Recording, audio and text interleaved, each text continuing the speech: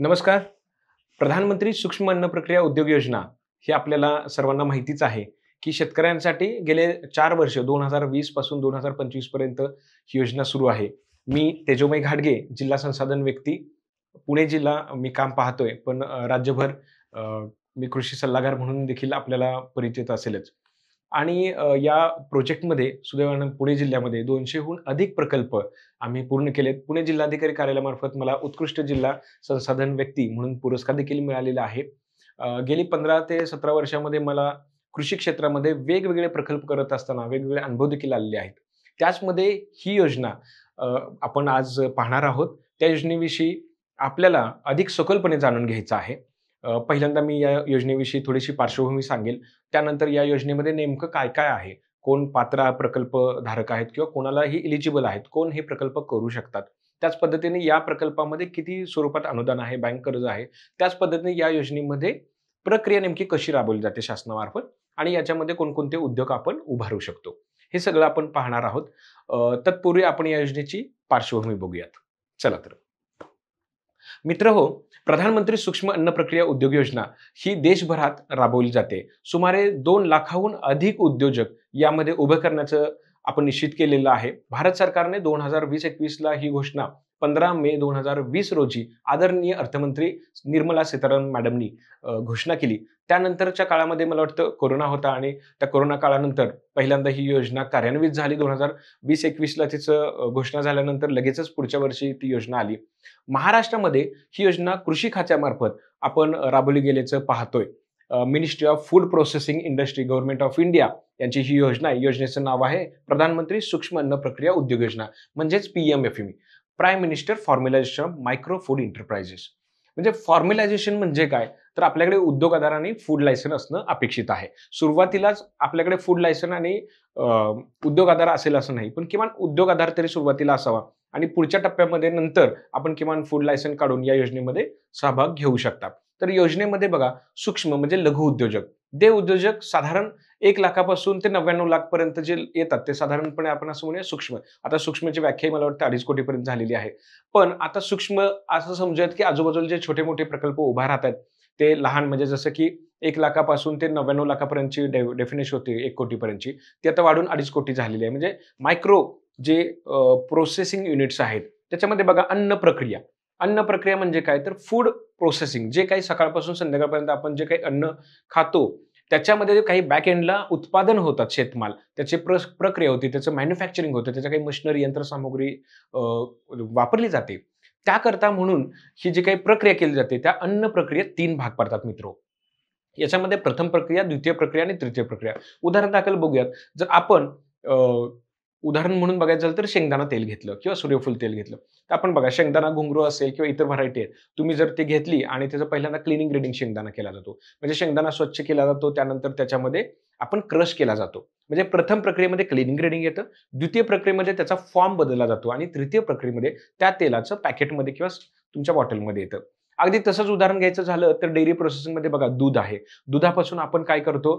ते आपण पहिल्यांदा क्लीन करतो. व्यवस्थित स्वच्छ दूध घेतो आणि स्वच्छ दूध झाल्यानंतर त्याचा फॉर्म बदलतो. मग कधी दूध गरम करून आपण त्याचं सॅट्रिक ॲसिड टाकून पनीर बनवतो दूध फाडून किंवा दुधापासून आपण खवा बनवतो. म्हणजे प्रथम प्रक्रियेमध्ये स्वच्छता, हाताळणी, ग्रेडिंग, क्लीनिंग. दुसऱ्या प्रक्रियेमध्ये त्याचा फॉर्म बदलला जातो त्या पदार्थाचा, त्या गोष्टीचा. म्हणजे जसं ऊसापासून गूळ आहे वगैरे. आणि तृतीय याच्यामध्ये ते R E T, ready to eat, ready to cook म्हणजे तुमच्या इथे पॅकेटमध्ये ते आलं पाहिजे. तर प्रक्रियेचे 3 प्रकार आहेत. प्रथम प्रक्रिया, द्वितीय प्रक्रिया आणि तृतीय प्रक्रिया. मित्रहो, आपण याची पार्श्वभूमी बघायला गेलं तर या योजनेमध्ये बघा आपण दुग्ध उत्पादनामध्ये जगामध्ये नंबर 1 आहोत. तसेच भाजीपाला आणि फळांच्या उत्पादनामध्ये देखील आपला जगभरात दुसरा नंबर येतो. तर मित्रहो, शासनाने भारत सरकारने निश्चित केले की 2 लाख युनिट उभा करायचे आहेत आणि यासाठी देशभरामध्ये साधारण थेट 4 ते लाख रोजगार निर्मिती याच्यामार्फत होईल आणि सुदैवाने गेल्या 4 वर्षामध्ये आम्ही आता बरेच प्रोजेक्ट 200हून अधिक प्रकल्प केल्यानंतर आम्ही आज ठामपणे सांगू शकतो की हे उद्योग अतिशय यशस्वीपणे सुरू आहेत आणि याच्यामध्ये रोजगार निर्मिती देखील झालेली आहे. आपणही काही स्टार्टअप असतील, नवीन उद्योजक असतील, त्यांनी याच्यात लाभ घ्यायला हरकत नाही. पण हे सगळं करत असताना याच्यामध्ये जे काही मिनिस्ट्री ऑफ फूड प्रोसेसिंग कडून हे केलं जातं, याच्यामध्ये मला पुन्हा एकदा हेच सांगायचं आहे, की भारत सरकारमार्फत या योजनेला जेव्हा पुश केलं जातं किंवा खूप मोठ्या प्रमाणावर अर्थार्जन सबसिडी दिली जाते, तर मित्र हो, आपणही अशा पद्धतीने वेगवेगळे प्रोजेक्ट उभा करू शकतो. तर मी मित्र सांगत होतो तुम्हाला, की जागतिक पातळीवर आपण दुधामध्ये नंबर 1 आहोत, भाजीपाला फळांमध्ये द्वितीय नंबरवर आहोत आणि आता अन्न प्रक्रियेत मात्र आपण मागे पडत आहोत. तर अन्न प्रक्रियेमध्ये आपल्याला जर नंबर गाठायचा असेल आणि वरच्या रँकला यायचं असेल, तर बघा आपण उत्पादनामध्ये केवळ 4 ते 5% उत्पादित झालेल्या शेतमालावरती प्रक्रिया करत आहोत. तेच युरोपियन कंट्रीजमध्ये बघितलं, तर तिकडे 30 ते 35% शेतमाल जो काही उत्पादित होतो, त्याच्यात 30-35% म्हणजे 100 किलो जर आपण उत्पादित केलं, तर 30-35% त्याच्यावर प्रोसेसिंग होतंय आणि भारतात मात्र केवळ 3-4% आणि म्हणूनच भारत सरकारने निश्चित केलंय, की आता हे टक्केवारी वाढवायची आहे आणि शेतमालावर उत्पादित झालेल्या मालावरती जर जास्तीत जास्त प्रक्रिया झाली, आपण जर 1-2% जरी वाढलं, तर देशभरामध्ये थेट प्रत्यक्ष आणि अप्रत्यक्षरित्या लाखो रोजगार निर्मिती होऊ शकते आणि म्हणून 2 लाख युनिटचं जे निश्चितीकरण केलं होतं, त्याच्यामध्ये 4-5 लाख रोजगार निर्मिती झालेली दिसून येते आपल्याला. तर मित्रहो, आपण पुढील मुद्द्याकडे वळूयात. आता यात कोणकोणते प्रकल्प येतात? तर नेक्स्ट बघूयात आपण. तर मित्रहो, आपण आता या योजनेमध्ये नेमकं कोणकोणते उद्योग येतात हे बघणार आहोत. तत्पूर्वी मी आणखी एक गोष्ट तुम्हाला सांगू इच्छितो, की भारत सरकारचे आदरणीय पंतप्रधान महोदय मोदी साहेबांनी निश्चित केलेलं आहे, की आपण भारताला जागतिक व्यासपीठावरती भारत हा एक फूड बास्केट म्हणून उदयास येतोय. जगाच्या पटलावरती भारत एक फूड बास्केट म्हणून येणाऱ्या काळामध्ये आपल्याला दिसेल आणि निश्चित दिसला पाहिजे. आणि त्याच दृष्टिकोनातून भारताला फूड बास्केट म्हणून आपण पाहत आहोत. तसंच आणखी एक त्यांचा विचार आहे, की भारतातल्या प्रत्येक प्रॉडक्ट जे जगातल्या कोणत्याही कानाकोपऱ्यामध्ये आपल्याला डायनिंग टेबलवरती भारताचा प्रॉडक्ट दिसला पाहिजे. तो या स्कीममधून उत्पादित झालेला जर असेल, तर आम्हाला निश्चितपणे आनंद वाटेल आणि माननीय मोदी साहेबांचं स्वप्न आहे ते साकार करण्यासाठी आपण सगळे मिळून झटत आहोत. तर या योजनेमधून आपल्याला त्या दृष्टिकोनातून आपल्याला पुढे जाता येईल आणि या योजनेचा आपल्याला देखील लाभ घेता येऊ शकतो. तर मित्र या योजनेमध्ये काय-काय येतं ते आपण बघणार आहोत.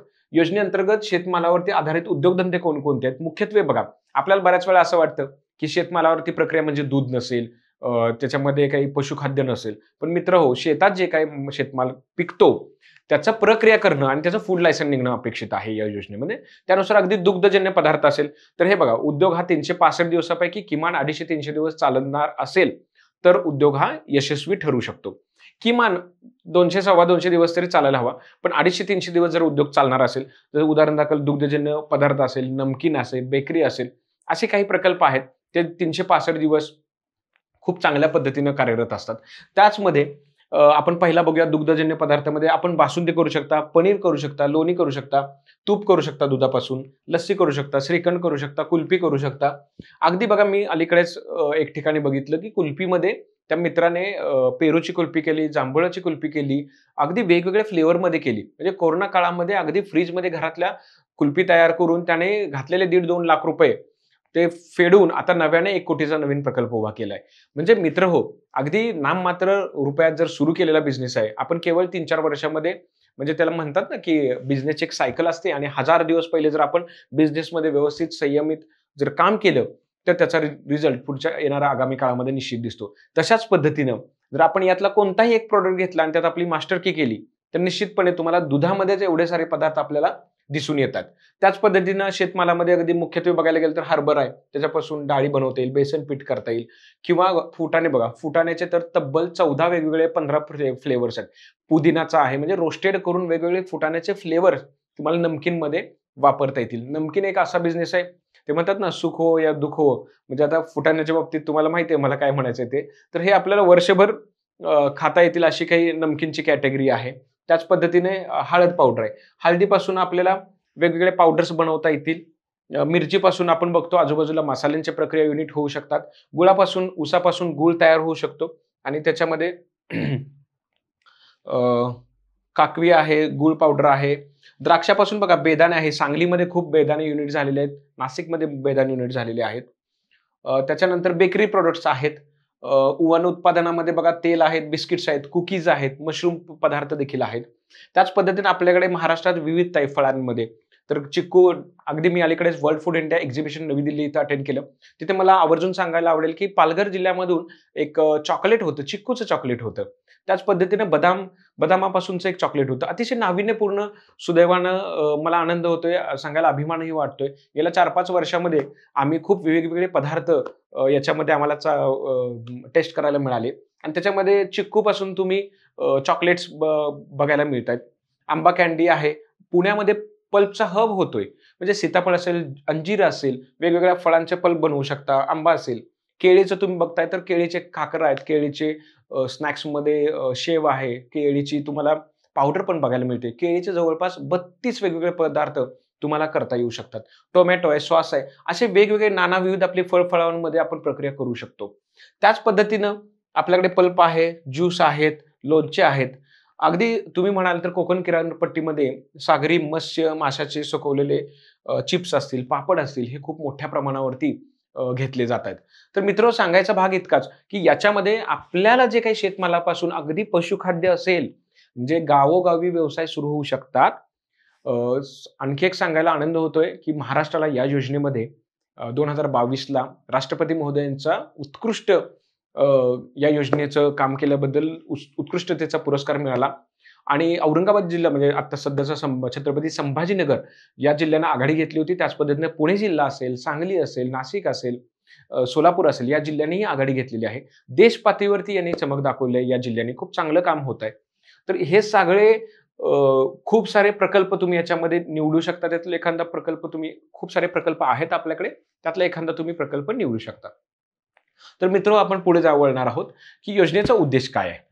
तर मित्र आपण म्हणतो, की उद्योगात पडायचं आहे. आपण सहज जाता-जाता म्हणतो, की आता एवढी सारी लिस्ट बघितली आपण. त्यात उद्योगात आपल्याला काय म्हणतो, आता आपण कोणतातरी उद्योग सुरू करूया. मित्राला सांगतो उद्योगात आपल्याला पडायचं आहे. तर मी असं म्हणेल मित्र, की उद्योगात पडायचं नाही. मी नेहमी टॅगलाईन माझी वापरतो, की उद्योगात पडायचं नाही, उद्योगात उभा राहायचं आहे. तर कोणताही उद्योग सुरू करताना तुम्ही एक सकारात्मक मानसिकतेने चला. प्रत्येक व्यवसायामध्ये संधी आहे, संघर्ष असणार आहे, आजूबाजूला कॉम्पिटिशन असणार आहे. कारण हे बघा आपल्याकडे नानाविध फळावळ आहेत. म्हणजे काय बहुविध तुम्हाला गोष्टी रॉ मटेरियल अवेलेबल आहे. त्याच्यातून तुम्ही नाविन्यपूर्ण प्रकल्प जर घडले तर आम्हाला निश्चित कृषी विभागाला आनंद होईल. आणि त्याच अनुषंगाने योजनेचा नेमका उद्देश काय आणि आम्ही तुम्हाला काय सहकार्य करणार आहोत हे देखील आपण बघूयात. वैयक्तिक सूक्ष्म अन्न प्रक्रिया उद्योगात जास्तीत जास्त उभारण्यासाठी आम्ही प्रोत्साहन देणार आहोत तुम्हाला. व्यावसायिक व तांत्रिक प्रशिक्षणाचा लाभ मिळवून देण्यासाठी प्रयत्न करणार आहोत. म्हणजे राज्य शासनाचे प्रत्येक जिल्ह्यामध्ये एक तांत्रिक प्रशिक्षण संस्था आहे, ज्याच्यामध्ये 3 दिवसाचं मोफत प्रशिक्षण होते. भले ते प्रॉडक्ट स्पेसिफाईड नसेल, परंतु फूड लायसन कसं काढावं, उद्योग आधार कसं काढावं, फूड लायसनचे नियम काय, पॅकेजिंगचे नियम काय, यशस्वी उद्योजक होण्यासाठी तुम्हाला काय करायला हवं, पर्सनॅलिटी डेव्हलपमेंटमध्ये काय, मार्केटिंगचे काय काय संधी आहेत, हे सगळं 3 दिवसामध्ये तुम्हाला प्रशिक्षणाच्या द्वारे तिथे सांगितलं जातं. म्हणजे कृषी विभागामार्फत व्यावसायिक आणि तांत्रिक प्रशिक्षणासाठी आम्ही तुम्हाला सहकार्य करतोय.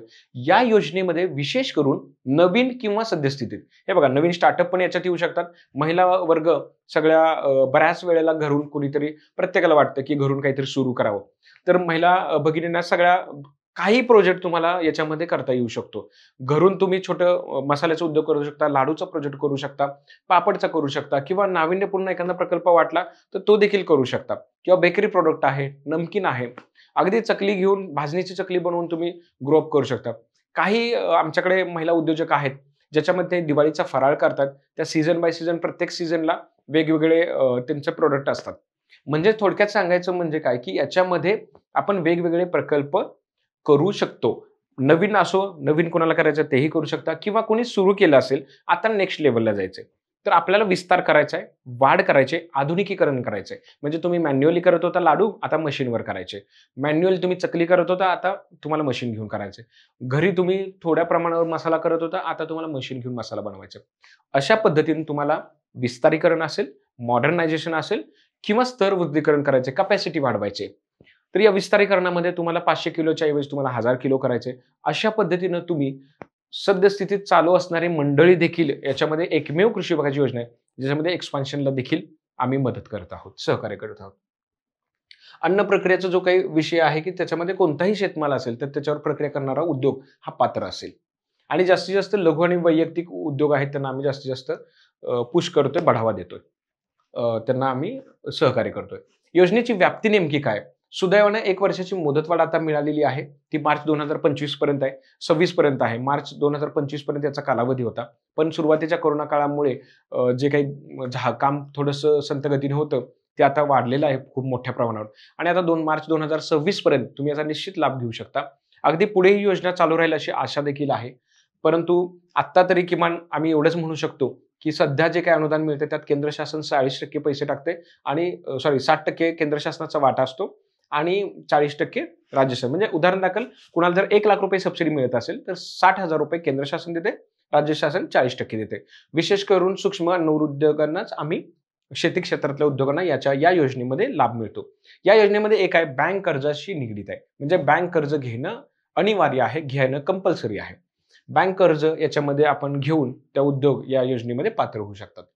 याच्यामध्ये आता कोणते लाभार्थी पात्र आहेत? मित्रहो, तुम्ही याच्यामध्ये अतिशय व्यवस्थित जर बघितलं, तर अशी एकमेव योजना आहे, ज्याच्यामध्ये आम्ही फार अटी-शर्ती खूप शिथिल केलेल्या आहेत.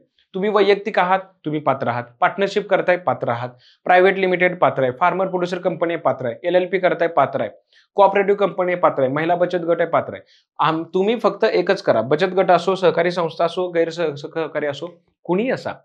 आमचं म्हणणं इतकंच आहे, शेतमालावरती प्रक्रिया करा. आपला कोणताही उद्योग घेऊन या. त्या उद्योगावर प्रक्रिया करून आपण पुढे जाऊ शकतो. अशा पद्धतीनं या प्रोजेक्टची साधारणपणे पात्र लाभार्थ्यांचं याच्यामध्ये आपण बघू शकतो, की कोणीही याच्यामध्ये लाभ घेऊ शकतो. तर पुढे जाऊन आपण पात्रतेचे नेमके निकष काय आहेत? तर बऱ्याच वेळा वयाची अट काय आहे? बरेच उद्योजक मी बघतो, की आपण प्रौढ म्हणतो 18 वर्षानंतर, पण बऱ्याचदा आपल्याला आकलन आणि बाजाराचं सगळं समज येण्याकरता 30-35 ही वयाची ओलांडावी लागते. पण 20-25 मध्ये पण काही लोकं डेअरिंग करून काम करतात. परंतु मी असं म्हणेल, की असं काही नाहीये. वय झालेलं असेल 30-35 असो किंवा 40-50 वय असो. इथं बँकेनं फक्त कर्ज देणं अपेक्षित आहे. अगदी कुणाकडे जर एफ-डी असतील, पैसे असेल तर एफ-डी ओडी पण करू शकता. तुम्ही तुमचे पैसे सिक्युरिटी म्हणून लावू शकता, त्याच्यावरून कर्ज घेऊ शकता. तर काही नवीन असतील, स्टार्टअप असतील, त्यांना सी-जी-टी-एम-एस-सी मी पुढे सांगेल त्या योजनेचा लाभ घेऊन त्याच्यामध्ये विदाऊट तारण, कोणतेही तारण न ठेवता तुम्ही याच्यामध्ये उद्योग करू शकता. वयाची कोणतीही अट नाहीये. 18 वर्ष पूर्ण झाले म्हणजे तुम्ही उद्योग करण्यास पात्र आहात. कुटुंबातील एकच व्यक्ती या योजनेमध्ये पात्र आहे. म्हणजे एकदा यावर्षी आता लाभ घेतलाय, तर मग आपल्याला परत घ्यायचं आहे. तर एकतर तुमचं रेशन कार्ड सेपरेट असावं, कुटुंब विभक्त असावं, तर तुमच्या भावा-भावांना 2 घरात भाऊ असतील तर सेपरेटली त्या योजनेचा लाभ मिळेल. अन्यथा एकाच रेशन कार्डवरती तुम्हाला लाभ घेता येणार नाही. कारण आता बरेच उद्योग महाराष्ट्रात झाले. पुण्यामध्येच केवळ 1,000 युनिट झालेले आहेत. महाराष्ट्रभर 22,000 24,000चा आकडा आता जवळपास ओलांडलेला आहे. म्हणजे एवढे युनिट्स झालेले आहेत आणि काही प्रॉब्लेम नाही. भरपूर युनिट्स उभा राहू शकतात आणि तेवढी महाराष्ट्राची खऱ्या अर्थानं कॅपॅसिटी देखील आहे. खूप मोठी क्षमता आहे. बँक कर्ज घेण्याची याच्यामध्ये आपली क्षमता असावी.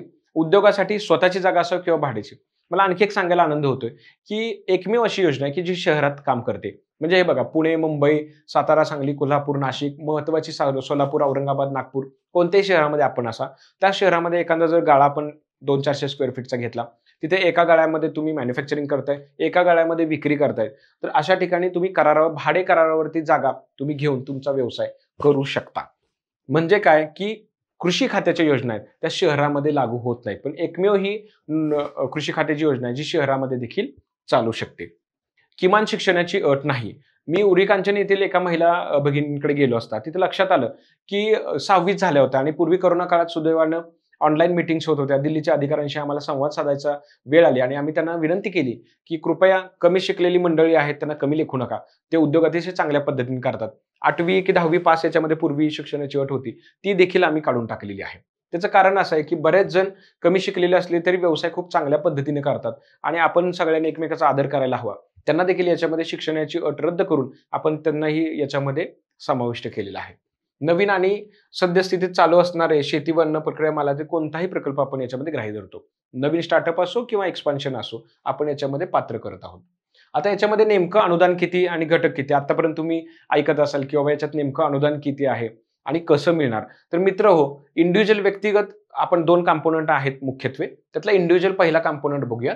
पहिल्या घटकामध्ये तुमचा प्रकल्प जर जास्तीत जास्त 28,60,000चा असेल, अगदी 50,00,000, 60,00,000, 70,00,000, 80 लाखाचा जर असेल, तर मुद्दा असा आहे की ₹28,60,000 हे मॅक्सिमम कॉस्ट लिमिट आहे. म्हणजे पात्र प्रकल्प मूल्य. तुम्ही अगदी 80 लाखाचा, 60 लाखाचा, 70 लाखाचाही प्रकल्प देऊ शकता. परंतु उदाहरणादाखल तुम्ही 30 लाखाचा प्रकल्प दिला, तर शासन म्हणून आम्ही 28,60,000 रुपये इलिजिबल कॉस्ट आहे आणि त्याच्या 35% म्हणजे जास्तीत जास्त 10 लाख रुपये अनुदान इथं उपलब्ध होते. तुम्ही 1 लाखाचाही प्रकल्प करू शकता, 5 लाखाचा, 10 लाखाचा, 20 लाखाचा, 25 लाखाचा करू शकता. 1 लाख ते 25 लाखाच्या याच्यामध्ये आम्ही पात्र करू आणि समजा 20 लाखाचा प्रकल्प आहे, तर त्यांना 35% त्यांना 7 लाख रुपये इतकं अनुदान मिळणार. म्हणजे 20 लाखाचा जर प्रकल्प असेल आणि त्यांनी उदाहरणादाखल त्यांना बेकरीचा व्यवसाय करायचा आहे किंवा त्यांना डेअरी प्रोसेसिंग युनिट टाकायचं आहे. तर डेअरी प्रोसेसिंग गावोगावी करायचं किंवा कोणताही प्रोजेक्ट त्यांना एक 20 लाखाचा करायचा आहे. त्याच्यात 90% पर्यंत बँक कर्ज मिळू शकतं. 10% स्वतःचे म्हणजे किती? 20 लाखाला 10% 2 लाख रुपये. 18 लाख रुपये त्यांनी 18 लाख रुपीज त्यांनी लोन घेतलं बँकेतून. 20 लाखाला त्यांना 35% प्रमाणे त्यांना सबसिडी मिळणार या योजनेमधून. म्हणजे 20 लाखाला 35% म्हणजे 7 लाख रुपीज त्यांना अनुदान मिळणार. 3 ते 6 महिन्यामध्ये बँकेच्या खात्यात ते अनुदान येणार. 18 लाख मधून 7 लाख मायनस झाले तर 11 लाख रुपये त्यांना परतफेड करायचे आहे. म्हणजे बघा 20 लाख रुपयाचा प्रकल्प मूल्य आहे. त्याच्यामध्ये त्याने 2 लाख रुपये स्वतःचे टाकले. 18 लाख रुपये त्याने एक बँकेचं कर्ज घेतलं. त्याच्यातून 3 ते 6 महिन्यामध्ये 7 लाख रुपये शासनाच्या मार्फत त्यांना सबसिडी आली. उरलेले 11 लाख रुपये त्यांना परतफेड करायचे आहे. सुरुवातीचे फक्त 4-5 महिने त्यांना 18 लाख वरती व्याज पडेल. तिथून पुढे जेव्हा अनुदान आल्यानंतर मात्र केवळ 11 लाख रुपयेच परतफेड करायची आहे. प्रोजेक्ट किमान 3 वर्ष चालू स्थितीत असणं अपेक्षित आहे. तर मित्रहो, आपण बघणार आहे आता याच्यामध्ये येणारे वेगवेगळे घटकामध्ये अनुदानाचं कसं स्वरूप आहे ते. तर पहिला घटक आहे इंडिव्हिज्युअल घटक. याच्यामध्ये 35% अनुदान आहे. याच्यामध्ये तुम्ही 1 लाखापासून ते 28 लाखापर्यंतचा प्रकल्प घेऊ शकता. म्हणजे उदाहरणादाखल तुम्ही जर 30 लाखाचा प्रकल्प दिला तर रुपये 30 लाखाच्या प्रकल्पासाठी आम्ही इलिजिबल कॉस्ट आहे 28,60,000. त्याच्या 35% म्हणजे जास्तीत जास्त 10 लाख रुपये तुम्हाला अनुदान मिळू शकतं.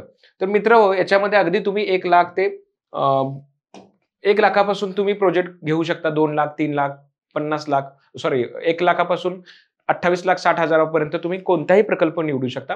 ज्याच्यामध्ये तुम्ही 5 लाख निवडू शकता. म्हणजे कोणत्याही अमाऊंटचा असू शकतो तो. पण जर या मूल्याच्या वरती गेला तर मग मात्र आम्ही एवढंच मूल्य पकडू आणि त्याच्या 35% प्रमाणे आम्ही 10 लाख रुपये अनुदान देऊ. उदाहरण म्हणून आपण बघूया. रुपये 20 लाखाचा जर तुम्ही प्रकल्प केला, प्रोजेक्ट कॉस्ट जर तुमची 20 लाख रुपये असेल तर 90% बँक कर्ज या योजनेमध्ये मिळतं. आपण उदाहरण म्हणून एक घेऊया. याच्यामध्ये प्रोजेक्ट कॉस्ट तुमची 20 लाख रुपये आहे. तर 20 लाखाला 90% तुम्हाला बँक कर्ज मिळेल आणि या 90% बँक लोनमुळे तुम्हाला 18 लाख रुपये 18 लाख रुपीज तुम्हाला बँकेतनं लोन मिळणार आहे.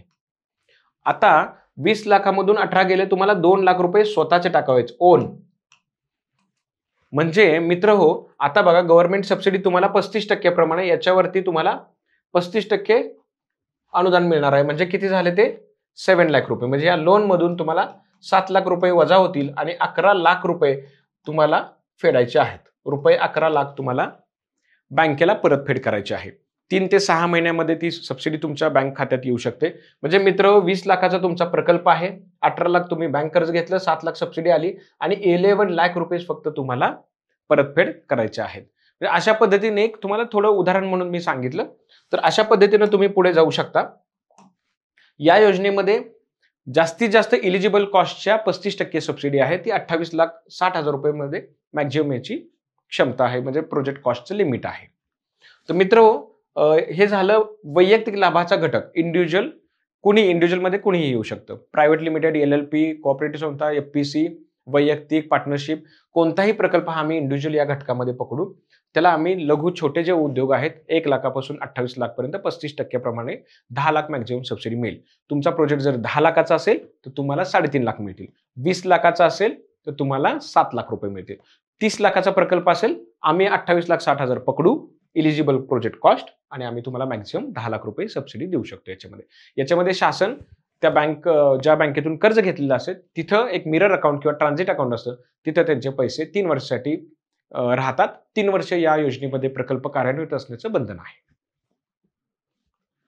याच्यामध्ये अजून एक दुसरा घटक आहे सामायिक पायाभूत सुविधा. नॉन इंडिव्हिज्युअल म्हणजे इंडिव्हिज्युअल नाही. इथे मात्र बघा FPO, FPC, बचत गट. म्हणजे मित्र हो, FPC किंवा बचत गट किंवा कोऑपरेटिव्ह फेडरेशन तुमची जर असेल, उदाहरण दाखल कोऑपरेटिव्ह संस्था कोणती, दूध, मिल्क दूध तुम्ही बघता बऱ्याच वेळा कोऑपरेटिव्ह संस्था असतात पुढे, तर त्यांना मात्र 3 कोटीची अनुदानाची मर्यादा आहे आणि प्रकल्प मूल्याची मर्यादा हटवण्यात आलेली आहे. म्हणजे 1 कोटी ते 1,60,00,000 एवढ्या मर्यादेपर्यंत 35% अनुदान हे 3 कोटी होतं. पण जर तुमचा प्रोजेक्ट पावडर प्लांट असेल दुधाचा किंवा आणखी मोठा असेल आणि तुमची एफपीसी असेल, तर तुम्हाला याच्यामध्ये प्रकल्प मूल्य हटवण्यात आलेलं आहे. त्यामुळं बँकेतनं कर्ज दिलं पाहिजे. त्यासाठी कॅश फ्लो चांगला असला पाहिजे, अनुभव असावा, नवीन पण करू शकतात. बँकेनं कर्ज दिलं पाहिजे. एवढं याच्यामध्ये बघा. म्हणजे ह्या प्रोजेक्टमध्ये तुम्ही जाऊ शकता. ह्या योजनेत हा खूप मोठा कंपोनंट आहे. याचे आम्ही जवळपास 2-3 प्रोजेक्ट आता पाईपलाईनमध्ये आहेत आणि आतापर्यंत बरेच प्रोजेक्ट या योजनेमध्ये झालेले आहेत. आता याच्यामध्ये तिसरं आहे प्रशिक्षण. मी सुरुवातीला सांगितल्याप्रमाणे आम्ही जिल्हा स्तरावरती प्रशिक्षण संस्था आहे. जिल्हा स्तरावरती ज्या प्रशिक्षण संस्थेतून याच्यासाठी मोफत प्रशिक्षण दिलं जातं. याच्यामध्ये प्रशिक्षणासाठी कोणतेही मूल्य तुमच्या आकारलं जात नाही. राज्यभरामध्ये प्रत्येक जिल्ह्याच्या ठिकाणी हे प्रशिक्षण मोफत स्वरूपात 3 दिवसाचं आहे. मित्र, मार्केटिंग अँड ब्रँडिंग हे सेक्शन 8 नुसार म्हणजे नॉन प्रॉफिट ऑर्गनायझेशन असावी आणि त्याच्यामध्ये 50% म्हणजे तुम्ही प्रोजेक्ट रिपोर्ट द्यायचा आहे, पण ती संस्था आहे ती कंपनी रजिस्टर्ड सेक्शन 8 प्रमाणे असावी आणि ते प्रोजेक्ट अप्रुव्हल झाल्यानंतर त्यांना 50% अनुदान मिळू शकतं. या योजनेसाठी सध्या फारसे प्रकल्प नाही आहेत, परंतु थोड्या अटी नियम जास्त आहेत आणि मुख्यत्वे जे अन्न प्रक्रियेचे छोटे छोटे उद्योजक आहेत यांचा मिळून एक संघ असावा आणि त्यांचं मार्केटिंग ब्रँडिंग जसं वेअर हाऊसिंग आहे, ब्रँडिंग आहे, ई कॉमर्स आहे, या सगळ्यांचा याच्यामध्ये अंतर्भाव होतो. तर ही इंडिव्हिज्युअलसाठी नाहीये. कृपया सेक्शन 8 म्हणजे नॉन प्रॉफिट ऑर्गनायझेशन ती असावी. त्यांनी तो दाखल करायचा. त्यांच्याकडे 5, 50, 100 युनिट्स असावेत की जे अन्न प्रक्रिया उद्योगाचं प्रतिनिधित्व करतात किंवा त्यांच्या पदार्थाच्या विक्रीचं नियोजन मार्केटिंग त्यांच्याकडे आहे. अशा संस्थेनं प्रकल्प द्यावा की तिथं मार्केटिंग करू शकतात, त्याचं वेअर हाऊसिंग घेऊ शकतात अशा पद्धतीनं. तर आपण मित्र पुढे बोलूयात.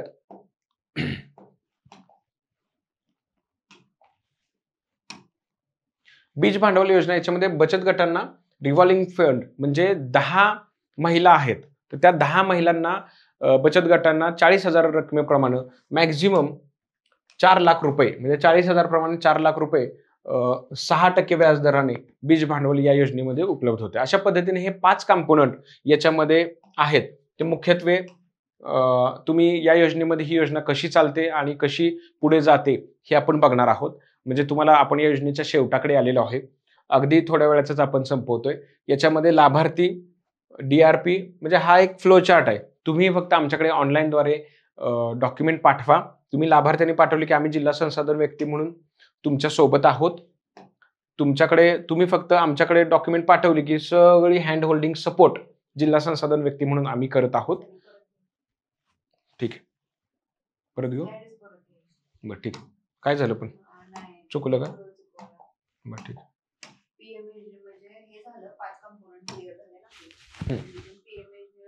ठीक आहे. PMFEM योजनेसाठी मित्र ऑनलाईन अर्ज प्रक्रिया कशी चालते हे आता आपण बघूयात. मुख्यत्वे याच्यामध्ये तुम्ही लाभार्थी म्हणून जेव्हा आमच्याकडे अर्ज व्हॉट्सअपद्वारे पाठवू शकता. म्हणजे जसं की तुमच्याकडे आधार आहे, पॅन आहे, जे काही डॉक्युमेंट आता याच्यानंतर मी सांगेल ती डॉक्युमेंट तुम्ही आमच्याकडे पाठवा. आम्ही जिल्हा संसाधन व्यक्ती म्हणून पूर्णपणे तुम्हाला हँड होल्डिंग सपोर्ट देऊ, तुमच्या सोबत राहू सुरुवातीपासून शेवटपर्यंत. त्यामुळे होतं काय की तुम्हाला आम्ही प्रत्येक स्टेजवर काही तुम्हाला प्रोजेक्टसाठी मदत असेल, मशिनरी करता मदत असेल, कोटेशन फायनलाइज करण्यासाठी मदत, डिसिजन मेकर म्हणून म्हणजे थोडक्यात बिझनेस ग्रोथ पार्टनर म्हणून आम्ही तुमच्या सोबत राहू. आणि हे बिझनेस ग्रोथ पार्टनर तुमचा जो काही आहे एक हँड होल्डिंग सपोर्ट म्हणून आम्ही तुमच्या सोबत असल्यामुळं DRPला फार महत्व आहे. कारण की सर्व शासकीय प्रक्रिया आमच्या मार्फत होते आणि आम्ही ते पोर्टलवरती सगळं भरतो. तुमचेही अर्ज बऱ्याच वेळा आम्ही भरतो आणि ते आमच्या कोडमध्ये घेऊन तुमची प्री इन्स्पेक्शन व्हिजिट होते. त्यानंतर ती जिल्हा कार्यकारी समितीकडे जाते आणि ऑनलाईनद्वारे मग तुम्ही निवडलेल्या पसंती क्रमानुसार प्रथम प्राधान्य आणि द्वितीय प्राधान्यानुसार पहिल्या आणि दुसऱ्या बँकेच्या IFSC कोडनुसार पहिल्या बँकेत जातो. पहिल्या बँकेने जर प्रकरण नाकारलं तर ते दुसऱ्या बँकेत जातं. पण मुख्यत्वे सगळी आम्ही तयारी करून घेतो. आमची स्वतःची एक मूल्यांकन, आमची स्वतःची एक असेसमेंट टीम आहे, कमिटी आहे. आम्ही त्याच्यात पूर्ण असेसमेंट करतो आणि मग आपला प्रोजेक्ट होणार किंवा नाही हे आपल्याला सांगतो आणि त्यानुसार सगळी तयारी करून घेतल्यानंतरच आम्ही याच्यामध्ये पाठवतो आणि प्री सँक्शन व्हिजिट करतो. त्याला मोका तपासणी म्हणतो आपण. प्री व्हिजिट झाल्यानंतर ते आपण जिल्ह्याच्या कार्यकारी समितीकडे पाठवून मंजुरी घेऊन ते मग बँकेकडे पाठवून देतो. थोडक्यात असा फ्लो चार्ट आहे ऑनलाईन अर्ज करण्यासाठी. तुम्हाला पूर्वीसारखं ऑफलाईन फाईल घेऊन म्हणजे ह्या ऑफिसला जा, त्या ऑफिसला जा असं कुठेही करावं लागत नाही. अत्यंत पारदर्शक पद्धतीने ऑनलाईन प्रक्रिया चालते, ज्याच्यामध्ये स्पीड, ट्रान्सपरन्सी आणि ॲक्युरसीने इथे काम होताना आपल्या या योजनेमध्ये दिसून येतंय.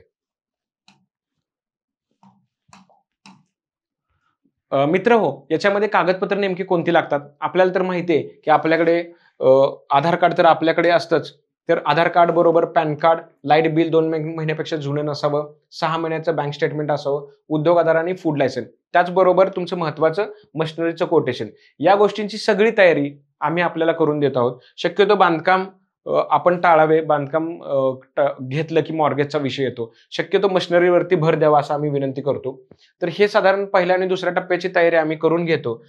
तर हे मला वाटतं की Aadhaar card, PAN card, light bill, bank statement, Udyog Aadhaar हे आजकाल आपल्याकडे खिशामध्ये किंवा मोबाईलमध्ये असतं. हे आपण आम्हाला पाठवून देऊ शकता. डी-आर-पी ती सगळी प्रोसेस करून घेतो आणि आपला प्रकल्प पुढे दाखल करतो आणि मग आपलं प्रकरण हे मार्गस्थ होतं. तर आपल्याला या योजनेची माहिती, सल्ला आणि मार्गदर्शन करण्यासाठी आमची टीम सोबत आहेच. मी जिल्हा संसाधन व्यक्ती म्हणून काम करतोय. आपण ह्या नंबरवरती आमच्याशी संपर्कात राहू शकता.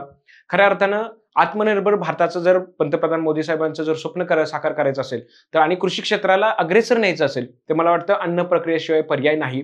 आणि म्हणूनच मी असं म्हणतोय, की ही जी काही कागदपत्रांची लिस्ट आहे आणि ही जी काही प्रक्रिया आहे, ही अत्यंत सोपी आहे. ही सगळी ऑनलाईन पद्धतीने होते आणि तुम्हाला कुठेही जायची गरज नाही. फक्त या दिलेल्या नंबरवरती 91 30 60 18 18 91 30 70 18 18 किंवा माझा नंबर 99 22 100 849 या नंबरवरती आपण WhatsAppवरती आमच्याशी हाय पाठवा. ही पीपीटी तुम्हाला आम्ही उपलब्ध करून देऊ.